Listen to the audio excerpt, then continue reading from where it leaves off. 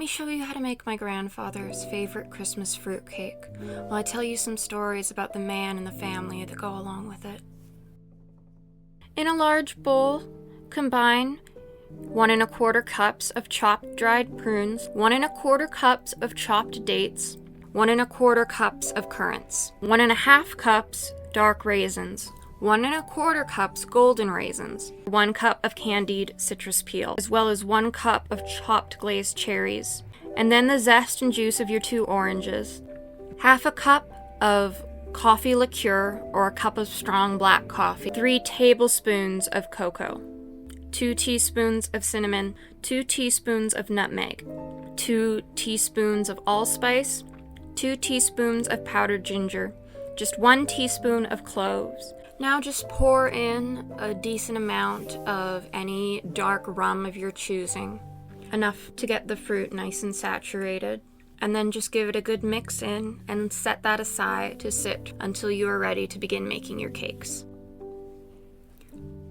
Every Christmas since I've been in about middle school, I've always made these boxes of baked Christmas goods for all the men in my family. It started off as something I would do for my grandfather. I make all his favorites: mincemeat tarts, gingerbread cookies, these little ginger snaps that are so chewy, nuts and bolts. And of course his favorite was always the fruitcake.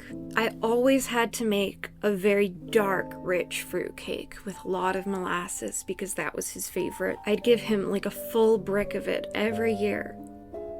He passed away last March, and this is the first year I'm making this fruitcake and he won't get to have any. Christmas has always been my favorite holiday. I never grew up very religious. My mom was Catholic, and my dad was atheist, and he had stronger opinions than her. The most we ever got was when we were little, my grandma would take us to the Living Nativity downtown, but it never really meant anything more than just a storybook. But I love Christmas. From the first day of November, I start counting every day that we get snow, waiting and hoping that it'll start to pile up on the ground enough that I can't see the grass, because only when the grass can't be seen is it really Christmas. I lay out all our Christmas decorations. I decorate the tree. We have all these Christmas plushies that cover every square inch of our living room, every sofa, every chair. Christmas blankets everywhere. When I was little, my mom and my grandma both used to put up these huge Christmas Village sets. We'd cover an entire half of the living room floor with sheets of white fluff, lay out roads and houses and streets and all the people. There's a skating rink, a schoolyard, Santa's workshop. My grandmother even had bits of blue cellophane to make an ocean and an ocean liner with Christmas lights on it. But it's been years since any of the village stuff has come out of storage. My grandmother barely even puts up a tiny Christmas tree, and if she does, it's usually because it's been left from last year and never been put away. There's hundreds of Christmas decorations that never leave storage. I wonder if my grandmother will put anything up this year.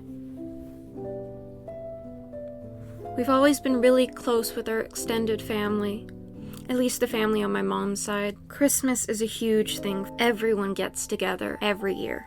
My mom and dad make fun of the fact that when I was a kid, I would wake up everyone as early as 3 in the morning on Christmas Day. Grandma and Grandpa would come over every Christmas morning to open presents and have Christmas breakfast, and my mom would start making Christmas dinner. Sometimes we'd have Christmas dinner at our house, and my mom's family would come over. And sometimes we'd go over to my aunt and uncle's house for Christmas dinner. Other times we'd do Christmas Day in the morning with my mom's family, and then drive up to Vernon where my dad's parents were for Christmas dinner. This year we're going to stay here with my mom's side of the family, because it's our first year without Grandpa for Christmas. I know it's going to be hard, but we can still love him and each other even if he's not with us. You're going to want to melt your 3/4 cups of butter over medium heat until all the butter is melted. Then you'll add 3/4 cups molasses, 1 cup of dark brown sugar, along with your fruit mixture. Continue stirring your mixture on the stove until it comes to a medium boil and allow it to simmer for 10 minutes.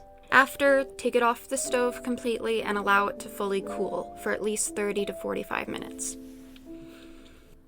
Once your mixture has come fully to cool, you may add in your 3 eggs. In a separate bowl, combine 1 1/3 cups of all-purpose flour, as well as half a teaspoon of baking powder and half a teaspoon of baking soda.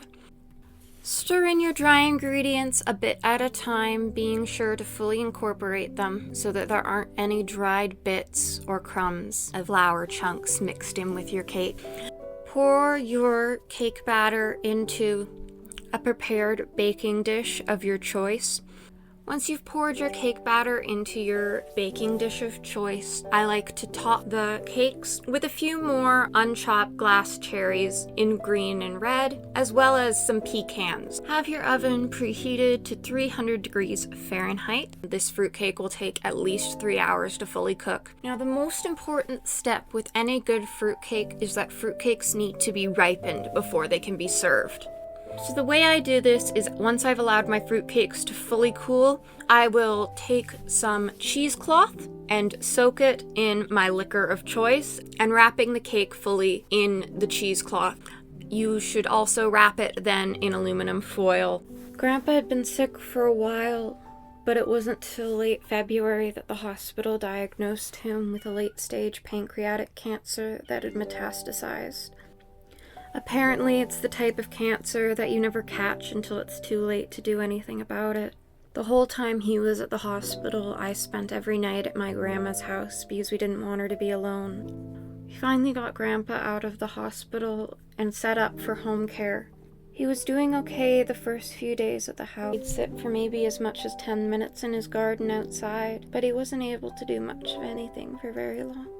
They started him on an oral dose of methadone, and then when that wasn't enough pain relief, injections. Finally, my mom called the whole family down to the house, and we waited for an ambulance to come and transfer him to hospice. For me, that was the last time my grandpa was there. I laid with him and held him in my arm, and I sang anything I could think of. I held my grandfather's hand, and for a moment I felt it slip away and grow very still. I didn't cry when we found out my grandfather was diagnosed with cancer. I didn't cry while I sat and sang with him waiting for hospice to come. I didn't cry the day he died, and I didn't cry at his memorial when people spoke about his life and I sang the songs that I'd sang to him while he was dying. I'd cry when I'd look at his garden and see all the weeds that have grown in it since he wasn't there to take care of it. I'd cry when other people would tell stories about their grandfather. I cried when I hung up the Christmas decorations that have been on that tree every Christmas of my life, knowing he'd been there every Christmas of my life. It started to snow.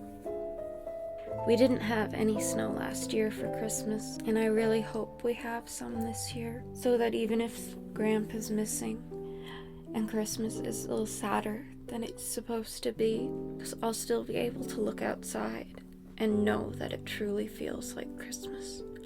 I can look at the lights on the trees and the ornaments that my parents have had since my mother was a kid, at all the decorations that I've so carefully laid out on every surface of the living room in the house, that even if the family isn't all there, Christmas will still be there, in whatever way it's needed, to bring us together. Christmas for me has never been about a child in Bethlehem born into a manger. It's about a day covered in snow with a tree covered in lights, and the family sitting around the living room, wrapped in blankets, in their Christmas pajamas, handing each other gifts that they've chosen, and wishing each other a Merry Christmas.